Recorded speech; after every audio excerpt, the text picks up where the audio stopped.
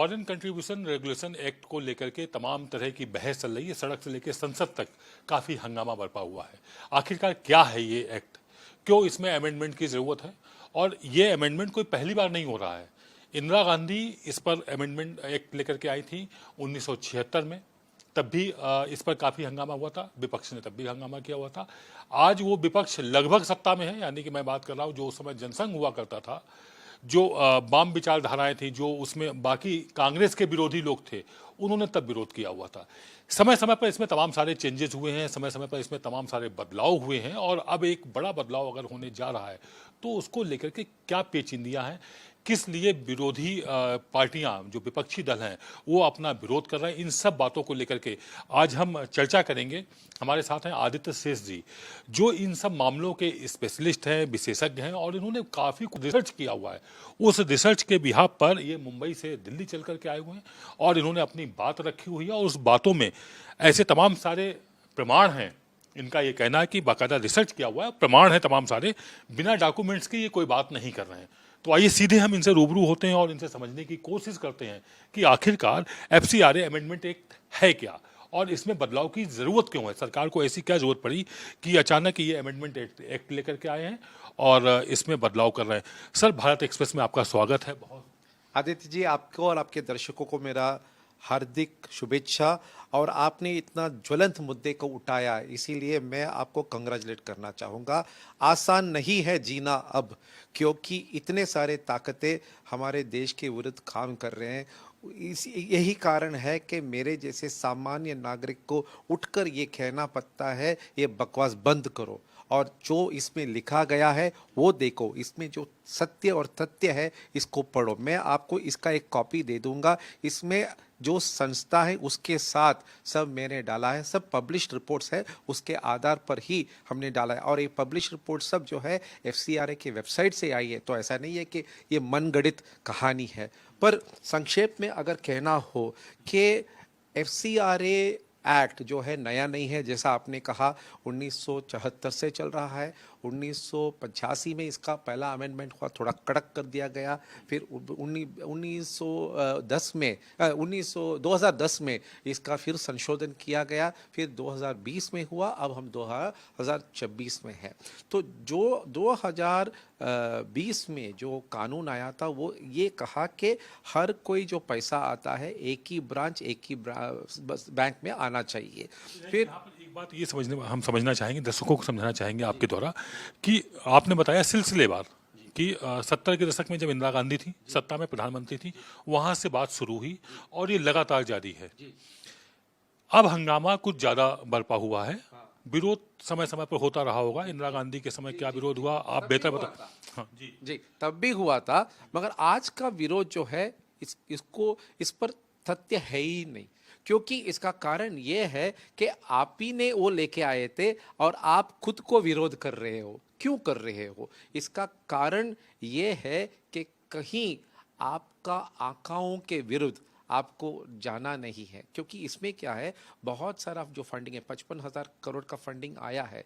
55,000 करोड़ का फंडिंग जो है उसमें से 18 से 20% जो है सिर्फ एक धर्म संस्थान के लिए आया है। अब उस धर्म संस्थान ने उसको स्कूल में किया होगा, कॉलेज में किया होगा, अन्य चीज़ों में किया होगा, मगर ये भी आरोप है कि वो अवैध तरीके से धर्मांतरण भी कर रहे हैं, और हम सबको पता है कि ये हो रहा है।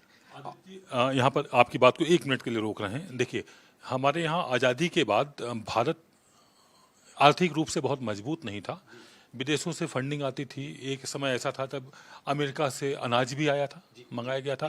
हाँ, BL-40। तो वो एक ज़रूरत थी देश की। अब अगर वो ज़रूरत ख़त्म हो गई है, इसलिए ये FCRA अमेंडमेंट एक्ट आया है, क्योंकि हमें उस समय एजुकेशन में भी सहयोग की ज़रूरत थी विकसित राष्ट्रों से, हमें अस्पतालों में भी ज़रूरत थी। शायद वो ज़रूरत पूरी अभी भी हो रही है विदेशी फंडिंग से। तो इसमें क्यों फिर अमेंडमेंट, और इसमें किस बात का ऑब्जेक्शन, क्यों इस अमेंडमेंट एक्ट ला रहे हैं? क्योंकि ये नोटिस किया गया है कि FCRA के कारण अवैध तरीके से एक तो धर्मांतरण होता है, जब धर्मांतरण होता है तो सभ्यता बदलती है, संस्कृति बदलती है, सोच विचार सब कुछ बदल जाता है। और ये कोई भी देश ये सह नहीं पाएगा कि जिस आधार पर वो देश बना है उसके खिलाफ कुछ भी हो, चाहे वो यूएस हो, यूके हो, फ्रांस हो, जर्मनी हो, सभी अपने अपने आपत्ति जताते हैं। आज के तारीख में डेनिश लोगों ने भी कर दिया है। दूसरा, इसमें जो 70 से 80% जो पैसा गया है वो सिविल लिबर्टीज के नाम पर गया है। अगर कोई कहे कि मैं भारत में रहता हूँ और मैं अपने आप को सुरक्षित नहीं महसूस कर सकता हूँ, तो मैं उनको अगल बगल के देशों में जाने के लिए कहूँगा। यहाँ आप बैठकर प्रधानमंत्री को आलोचना करते हो, आप संविधान की आलोचना करते हो, आप संसद की आलोचना करते हो, हर किसी का आलोचना करते हो, मगर जब आप बाहर से पैसा लेकर फिर उसके कारण अराजकता और उपद्रव करना चाहते हो, यही पे मेरा आपत्ति है कि ऐसे भी पैसा आ रहा है जिसके कारण यहाँ अराजकता फैलाना है, यहाँ उपद्रव करना है, यहाँ बाइट वर्सेस बैलेट का समस्या है। बाइट यानी कि कतन और बैलेट यानी कि मतदान। हम सभी लोग इतना कष्ट करके परिश्रम करके वोटिंग के लिए जाते हैं, पार्टियों के बारे में पढ़ते हैं और अपने मत अनुसार हम वोट देते हैं। जब उस वोट को आप पलटना चाहते हो कतन के द्वारा और एक मॉब को आपने जनरेट कर लिया, 5000 लोगों को आपने इकट्ठा कर लिया और आप संसद उखाड़ने की बात करते हो, तो मुझे आपत्ति है उस बात की कि आप ऐसा करके मेरे मतदान विपरीत आप काम कर रहे हो। तो ये एफसीआरए में इतना सारा पैसा 80% मतलब 55,000 करोड़ का 80% या 75% सिविल लिबर्टी ग्रुप्स के लिए भी आया है, जो बार बार PIL फाइल करते हैं, बार बार बाहर उपद्रवी हो जाते हैं। हम सबको पता है जो जंतर मंतर में होता है। आपका मतलब सीधा सीधा ये है 55,000 करोड़ जो फंड आया 20% तो धर्मांतरण के काम आ रहा है, धर्मांतरण हो रहा है, बाकी देश को अस्थिर करने के लिए। फिर आपका इशारा ये है कि चाहे वो किसान आंदोलन हो, चाहे वो काकरोच पार्टी का विरोध प्रदर्शन हो, जिसको सभी राजनीतिक दल अपना समर्थन दे रहे थे, या इलेक्टोरल रिफॉर्म्स के लिए जो तथाकथित लड़ाई की जाता है। अभी आपको कितने संस्थाएं हैं जो कितने PIL उन्होंने कोर्ट में पेश किया है कि इलेक्शन बराबर नहीं हुआ, EVM की हैकिंग हो सकती है, इसका सब फंडिंग कहाँ से आ सकते हैं आ सकता है। एक बार हरीश साल्वे जी ने भी इंटरव्यू में कहा कि मेरे से ज़्यादा पैसा वो NGO का आदमी को मिलता है वकालत करने के लिए। मतलब हरीश साल्वे जो है इतने बड़े लॉयर है, अच्छी मोटी रकम फीस चार्ज करते हैं, अगर उनसे ज़्यादा उनके अपोजिशन लॉयर को मिलता है तो ये पैसा थोड़ी फ्री में आता है। वो किस काम के लिए आता है? ताकि यहाँ के जनतंत्र को पलटाया जाए, ताकि यहाँ के मैंडेट को पलटाया जाए और बाहर के जो आकाएं हैं उनके अनुसार इस देश चले। अब इस देश ऐसा नहीं चलेगा। जब इंदिरा गांधी थी 1971 की लड़ाई हुई, उसके बाद वो काबिज थी, पूर्ण बहुमत से थी, उस समय भी एक आंदोलन खड़ा हुआ। तो इसका मतलब ये है जब वो FCRA कानून ला रही थी तो उस समय भी विदेशी ताकतों के द्वारा आंदोलन छेड़े गए थे। फिर वो चाहे जयप्रकाश नारायण का आंदोलन हो या आज का किसान आंदोलन हो या फिर काकरोच पार्टी आंदोलन हो।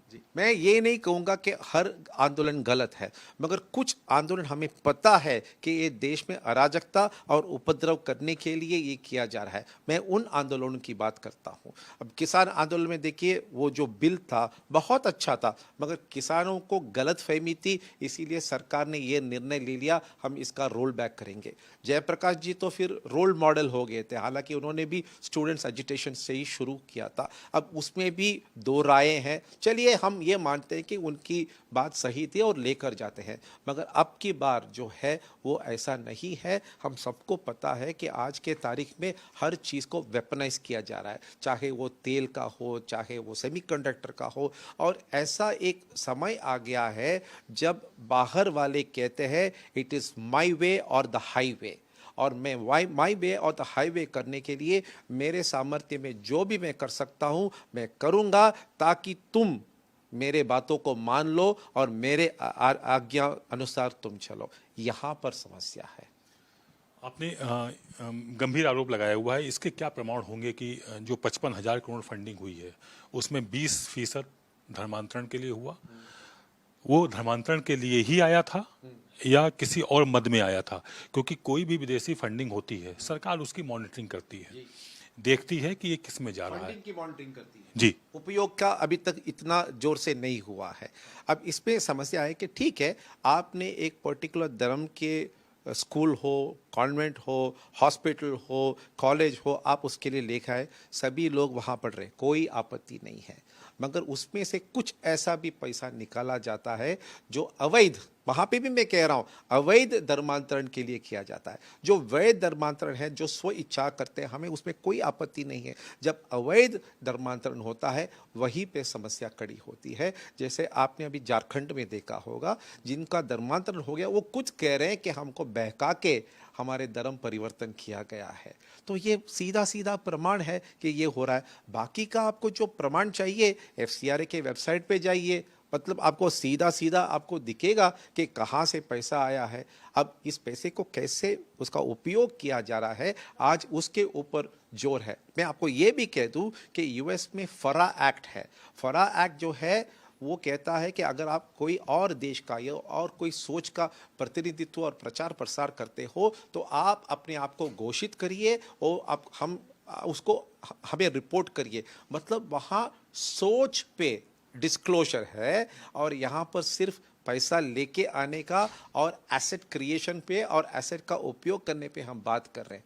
सोच कहाँ, एसेट कहाँ, कहाँ पर आपको आज़ादी है, ये आप सोच कर देख सकते हैं।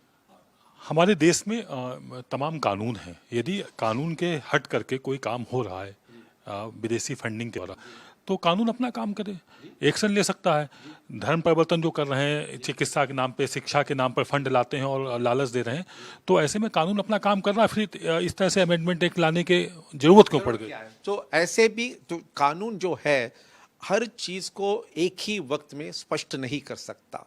लोगों के जो बिहेवियर है उसके हिसाब से वो परिवर्तन करना पड़ता है, क्योंकि समय समय से कानून को परिवर्तन करना पड़ता है। अभी समय ऐसा आ गया है जो एग्जिस्टिंग कानून में, जो तत्कालीन कानून में अनकही है, उस अनकही जो जो पोर्शंस है उसको हम स्पष्ट कर रहे हैं। जैसे पहला कानून में जो था, एक्सपायरी और नॉन रिन्यूअल पर ये एसेट्स के क्या होंगे, उसके पर कोई स्पष्टता नहीं थी। होम मिनिस्ट्री ने एक सर्कुलर इशू किया था। अब सर्कुलर जो है वो टेम्पररी होता है, अस्थाई होता है। उसको स्पष्टता देने के लिए हमें उसको कानून के अंदर लेके आना पड़ेगा। तो 2026 का जो संशोधन है उसने ये काम किया है। इसीलिए कोई भी कानून हो, समय समय पर उसका परिवर्तन करना पड़ता है। हमारे संविधान में भी परिवर्तन आया है, अदर देन फंडामेंटल राइट्स। तो कितने, आज के तारीख में 120 अमेंडमेंट्स हो चुके हैं संविधान के, नहीं तो क्यों करना पड़ेगा? कोई भी अगर पुस्तक हो या नॉलेज बेस हो, अगर स्टैटिक हो जाए तो फिर वो यूजलेस हो जाता है, रिडंडेंट हो जाता है, डॉगमेटिक हो जाता है। इसीलिए हर संशोधन, हर कानून में, हर मतलब संविधान में भी आपको समयानुसार संशोधन करना पड़ेगा। धर्म परिवर्तन की जब बात हो रही है विदेशी फंडिंग के द्वारा, तो इसमें क्रिश्चियन जो मिशनरी हैं, इनका आता है कि बड़े पैमाने पर धर्म परिवर्तन कर रही हैं। हम ये समझना चाहेंगे, जो रिपोर्ट्स आपके पास हैं उसमें क्रिश्चियन मिशनरी कितना एक्टिव हैं और मुस्लिम मिशनरी कितना एक्टिव हैं? क्योंकि उत्तर प्रदेश में इस बीच काफ़ी ज़्यादा ऐसे मामले आए थे जिसमें कोई बाबा मिला, झांगुर बाबा, वो बड़े पैमाने पर प्लान्ड वे में धर्म परिवर्तन करा रहे थे। एक तो यहाँ से भाग ही गए बाहर, बीजेपी सरकार आने के बाद उन्होंने बड़े पैमाने पर तमाम तरह से धर्म परिवर्तन करने की कोशिश की थी। तो ये क्या रेशियो होगा, ये कैसे समझ में आएगा कि ये जो विदेशी ताकतें हैं जो यहाँ पर? मेरा जो ये रिपोर्ट बना है, ये एक मनु कोचांडी करके एक शख्स है, और उन्होंने एफसीआरए के साइट से इसको निकाला है। तो मैंने ये एफसीआरए के साइट पढ़कर, इनके रिपोर्ट पढ़कर, और उसके आधार पर कह रहा हूँ कि क्रिश्चियन इंस्टीट्यूशंस को 18 से 20% पैसा मिला है। मगर मैं ये नहीं कह रहा हूँ सभी पैसा जो है अवैध धर्मांतरण पे जा रहा है। इसमें स्कूल कॉलेज भी बने हैं, मैं मानता हूँ। वैसे ही बाकी जो 75-80% गया है वो सिविल लिबर्टी ग्रुप्स के नाम पर ही आया है। तो ये तो स्पष्ट दिखाई दे रहा है। अब हम तो अक्रॉस द बोर्ड किसी के ऊपर आरोप नहीं लगा रहे। हमको तभी आपत्ति है जब ये अवैध तरीके से हो सकता है। अवैध तरीके से पैसा आया, आपत्ति है। अवैध जिस चीज़ के लिए पैसा आया उस पर उपयोग नहीं हुआ, आपत्ति है। अवैध कामों पर लग गया, हमें आपत्ति है। इसमें किसको प्रॉब्लम हो सकता है, समस्या किसको आ सकता है? आदित्य जी, 55,000 करोड़ तो लिखा पढ़ी में खाते में आया है, पर्दे के पीछे हवाला है और तमाम जरिए होते हैं, उसका कुछ आकलन है आपके पास? आपने बहुत अच्छा किया कि आपने ये प्रश्न पूछा। ये जो मैं आपको प्रस्तुत कर रहा हूँ ये सिर्फ लीगल फॉर्मल चैनल से आया हुआ पैसा है। जो चिपकर पैसा आया है हवाले के माध्यम से, उसके ऊपर मेरे पास कोई आंकड़े नहीं है। अगर संभावित आइडिया कुछ? मैं ये कहना करेक्ट नहीं होगा, मगर आप मान के चलो इसके 10 गुना 5 गुना हो सकता है। मैं एग्जैक्टली नहीं कह सकता हूं क्योंकि ये अनुमान है, मेरी कल्पना भी है, आप सोच लो। मगर अगर फॉर्मल चैनल से 55,000 करोड़ आया तो इनफॉर्मल चैनल से इतना कितना आ सकता है? आपने देखा होगा किसी को डेबिट कार्ड दिया गया था, मतलब बाहर से, और लोग उसका उपयोग कर रहे हैं। उसका मैं कैसे, उस पर मैं कैसे नियंत्रण रखूं? या किसी को क्रिप्टो करेंसी में आया, किसी को नकद मिला, तो ये सब नियंत्रण करना मुश्किल है। ऐसे रूप में भी आता है। आप केरला के एक केस है, देखिए, जो पुस्तक आए थे और पुस्तक के बीच में सोना निकला, ये भी केस है। ये भी देखिए, मतलब ये तो बस सिर्फ फॉर्मल चैनल है। इनफॉर्मल चैनल से कितने पैसे आ रहे हैं किसी को पता नहीं है, मगर बिना कहे हम कह सकते हैं। क्या माना जाए कि ये फंडिंग रोकना इसलिए ज़रूरी है क्योंकि अभी कुछ दिन पहले ही बांग्लादेश, नेपाल और उससे पहले की अगर हम बात करें तो मालदीव में भी और लंका में भी किसी ना किसी तरीके से इसी मतलब स्वरूप लगभग वही था और वहाँ सत्ता परिवर्तित की गई, तो वो कुछ कोशिश हो रही है। इसके बाद ये कोशिशों पर लगाम लगेगी अगर ये FCRA अमेंडमेंट एक्ट लागू हो जाता है कानून के तौर पर। देखिए, कश्मीर में जब 500 रुपया नहीं मिला तो क्या हुआ? तो ऐसे सब आंदोलन एक कारोबार होता है। सभी लोग उस आंदोलन के ऊपर सोच विचार करके नहीं आते। कुछ पेशेवर आंदोलनकारी होते हैं। ये पेशेवर आंदोलनकारी इसीलिए आते हैं क्योंकि उनको पैसा मिलता है, उनको अन्य बेनिफिट मिलता है। तो अगर फंडिंग को रोका जाए तो स्वाभाविक है ये समस्या भी घटेगी। मैं अभी भी कह रहा हूँ, अगर सीधा सीधा काम के लिए आता है किसी को आपत्ति नहीं है, मगर जब मेरा हर दिन का व्यवस्था खराब हो जाता है, मेरे बच्चे स्कूल नहीं जाते, मेरे मतदान को पलटा जाता है, मेरे बच्चों को शिक्षा नहीं मिलता है, तो तब सब समस्या होता है। और GDP भी घटता है ना, जितना प्रदर्शन करोगे कारोबार ठप हो जाएगा, तो उसके कारण आप निर्बल हो जाओगे। तो ऐसे चीज़ों में हमें आपत्ति है और इसीलिए हम कहते हैं कि इसके ऊपर बहुत काम करना चाहिए और इस मुद्दे पर पक्ष हो या विपक्ष हो, सबको एकजुट आके काम करना है, क्योंकि ये हमारे भविष्य के लिए है, हमारे बच्चों के लिए है। धन्यवाद आदित्य जी, आपने बहुत अच्छे से जानकारी हमारे दर्शकों को दी। तो ये थी हमारी खास बातचीत आदित्य शेष जी से, जिन्होंने सिलसिलेवार बताया कि आखिरकार FCRA अमेंडमेंट एक्ट क्यों ज़रूरी है और इसमें राष्ट्र हित में, देश के हित में सभी दलों को एक साथ आना चाहिए और भविष्य में जो हमारी पीढ़ियां सुरक्षित रह सकें, देश बहुत सुचारू रूप से अच्छे से चल सके, इसकी एक बुनियाद मजबूत हो सके, उसकी कोशिश इस FCRA अमेंडमेंट एक्ट में की जा रही है। कैमरा पर्सन मनु के साथ आदित्य द्विवेदी, भारत एक्सप्रेस, दिल्ली।